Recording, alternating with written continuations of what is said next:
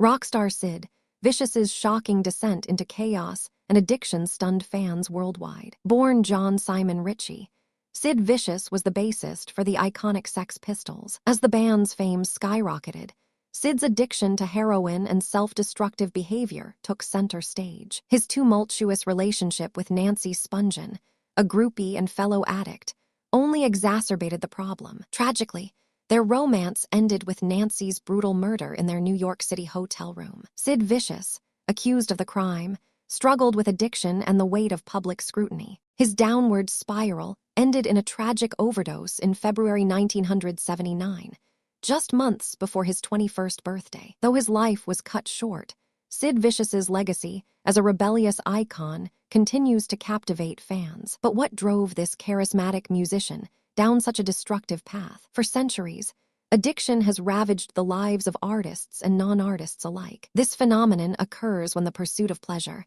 and the need for control become inextricably linked, destroy their lives. Sid Vicious's story is a cautionary tale of the devastating consequences of unchecked addiction. Imagine a life where creativity and self-destruction coexist in a toxic dance. This phenomenon occurs when the pursuit of pleasure and the need for control become inextricably linked. Scientists have long been fascinated by the intersection of addiction and creativity. One study found that individuals with a history of addiction are more likely to experience intense creativity. However, this same creative spark can also fuel destructive behavior. In the case of Sid Vicious, his creativity and addiction were inextricably linked. His music, though raw and unrefined, captured the essence of rebellion and nonconformity. But beneath the surface, a dark struggle with addiction and mental health issues brewed. As the Sex Pistols' fame grew, so did Sid's dependence on heroin and the chaos that came with it. In the months leading up to Nancy's murder,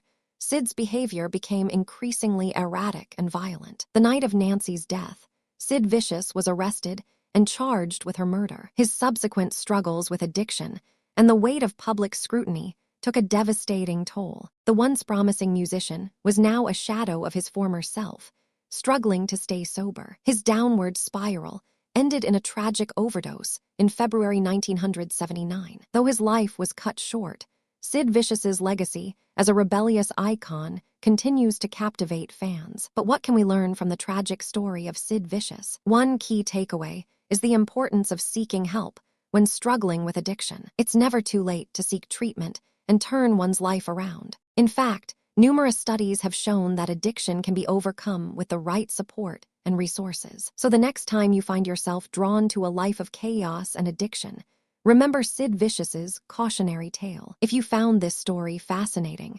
subscribe for more incredible stories like this. And let me know in the comments what fascinates you most about the intersection of addiction and creativity. Want more mind-blowing facts about addiction and creativity? Hit subscribe and join our journey of discovery.